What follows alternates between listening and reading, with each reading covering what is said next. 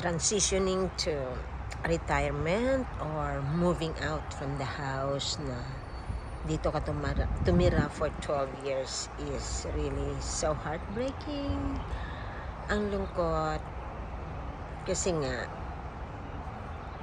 you take care of this yard for almost 12 years and then iiwanan mo na siya. Me and my husband, Manny, built this gazebo during COVID from scratch.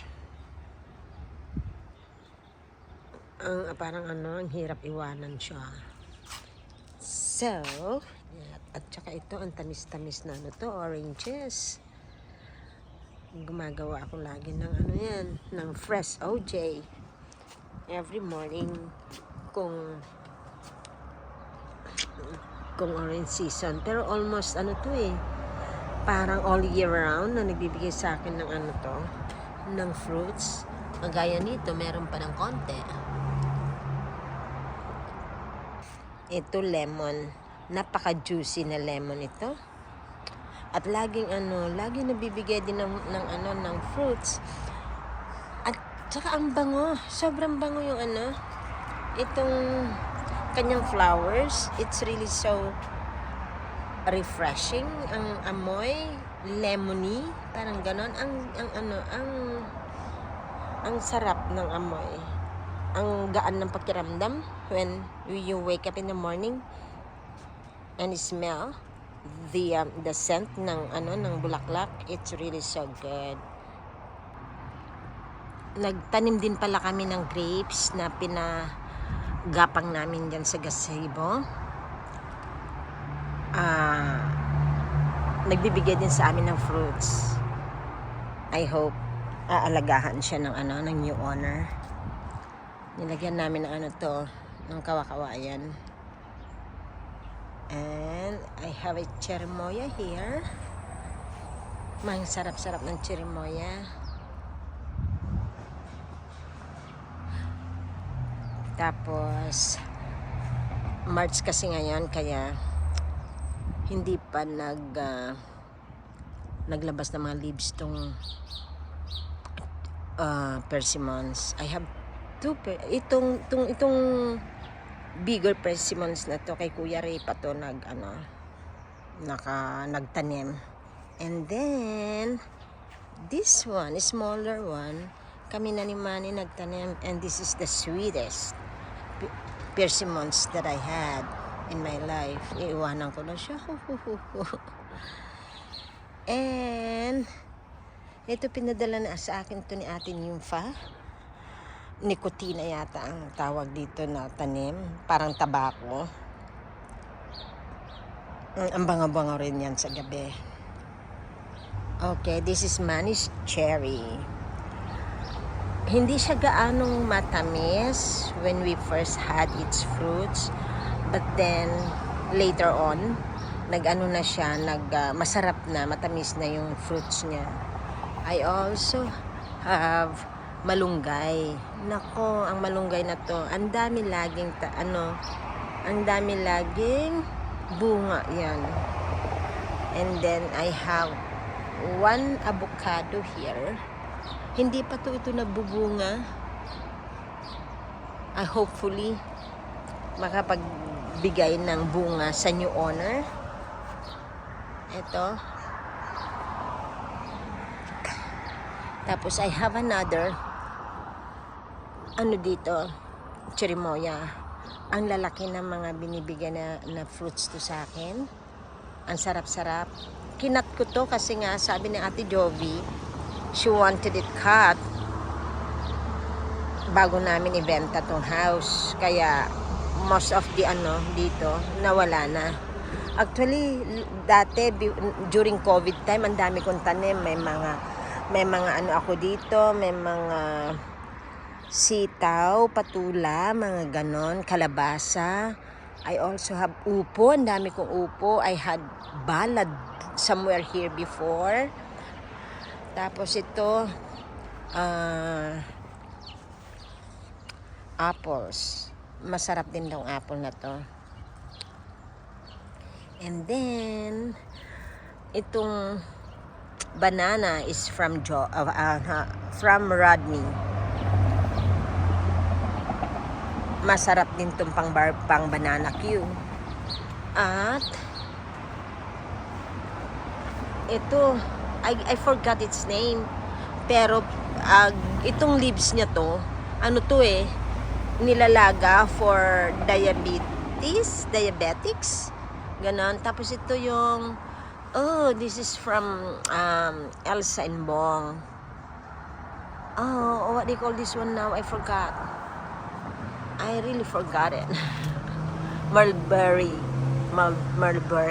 Ayan, yan. We're leaving na 2 days from now. Oh, hindi ko na ma-harvest. Oh, ang dami. Ang dami. May lemongrass ako dito. Oh, by lemongrass, I used to make lemongrass tea. Itong mga lemongrass ko. Tapos I also have guava here. Actually si Kuya Ray pa ang nagtanim tong mga guava na to. Ang lalaki ng guavas. Ang dami-dami kong mga pinapadalhan natin. Nympha, sina Ronald. I think also Bebelyn. At saka sino pa to? Sina Merly. They like guavas. Si Maricar. Yan, guava na yan. Pinutol ko rin. Bago ibenta. Kasi nga ayaw ni Ate Jovi. Kaya ganitong kaliit lang siya. This is peach. Siyempre, naglulugo ngayon dahil nga, nag-winter siya. This is also another kind of cherry. Oh, is it cherry? Yeah, cherry.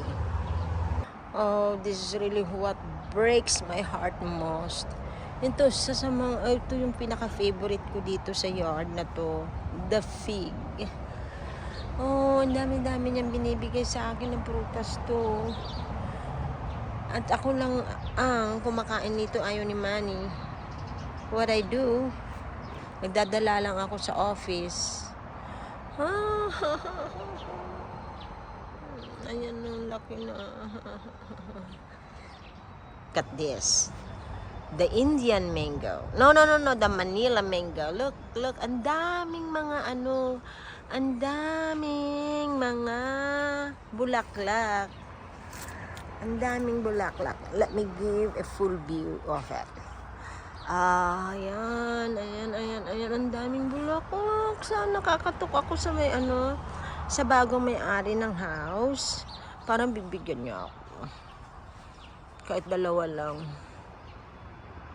Dito sa empty space na to dati, ang aking ballad for the upo. Dami-dami kong upo somewhere here before. Dito, dyan. Ito, nagplant ako dati ng dragon fruit dito. Inalis na rin din namin kasi nga hindi maganda yung balad namin for the dragon fruit. Tapos I have another orange tree here.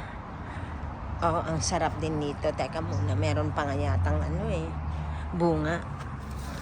Yeah, let me get one. Masarap to. Masarap.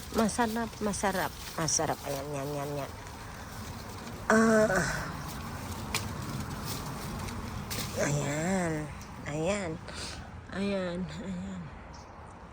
And this is Cardis. This is a Ilocano. Ilocano Ilocano na tanim or Ilocano na ulam. Cardis. Oh, may nagtatago doon na na pusa. Hey, hi pusa. Hey cat.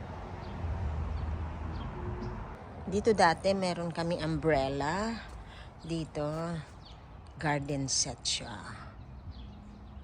Na diyan kami kumakain minsan. Marami akong mga tanim dito dati. Ayan, diyan. Dito rin, dito sa side na to, pinaglalagyan ko ng ano yan. Marami akong orchids dyan sa side ko dyan dati. Wow, my orchids are just so beautiful before. Dito sa isang side din ng ng house, ang babango nito. Tanim pa ni Kuya rito mga iba dito. Yung iba, ayan na ito, ang babango nito. Sobrang bango. It's really so mabango. Ang mga bango yan. If only I can let you smell it. It's really so mabango. Next to your window when you are sleeping, talagang ang bango. Yan, bango yan. Yan ito. Yung maliliit, ako na nagtanim yan. Ito malalaki si Kuya Ray pa. Yan, yan. Ang babango nito.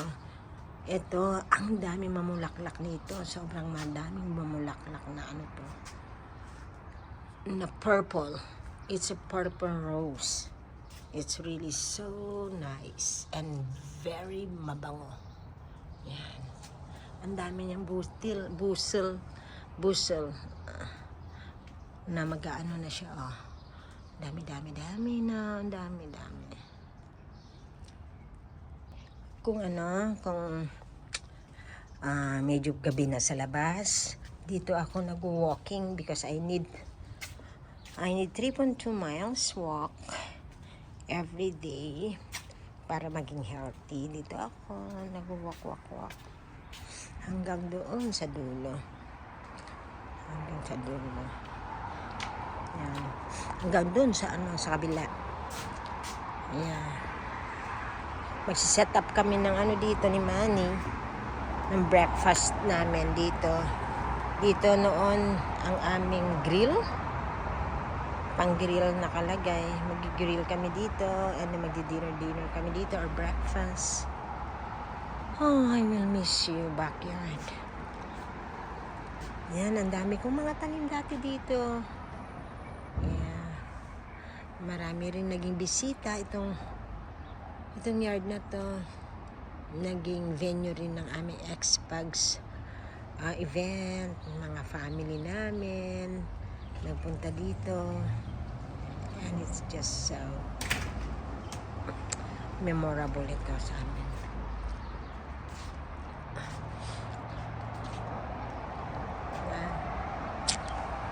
You cannot just imagine when you are here chilling in this gazebo, and then on top of you may grapes fruit. Isn't it just so beautiful? Ayan, mamimiss ko lahat sila. Oh, ang dami ko dati dito somewhere dyan. May ako dati dito, meron akong sunflowers, ang daming sunflowers, and then kapag in bloom ang sunflowers dyan, there's a lot of squirrels. Ang sarap-sarap manood ng mga squirrels. Kinakain nila yung flowers ng aking sunflower.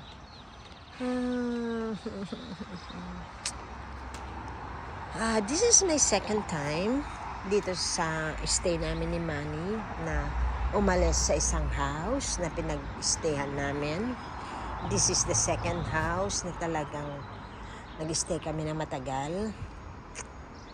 I thought going back to the Philippines, ready na kami kasi nga we're really retiring naman na, pero nakakaiyak, sobrang iyak talaga, sobrang iyak. Look at that beautiful sun with sky blue eyes and a streak of white clouds. Isn't it so pretty?